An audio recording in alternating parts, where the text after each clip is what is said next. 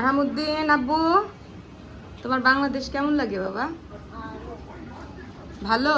তুমি কি বাংলাদেশে থাকতে চাও নাকি আমেরিকা চলে যেতে চাও? হ্যাঁ, থাকতে চাও? আমেরিকা যাবে নাকি যাবে না? আর যাবে না? আচ্ছা। তোমার বাংলাদেশে কাকে সবচেয়ে বেশি ভালো লাগে? চাচ্চু কি আর?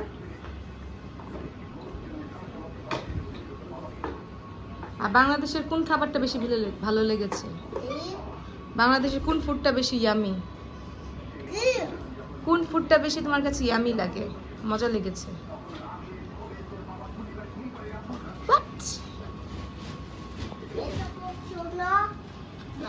জানছেন? এলিজা,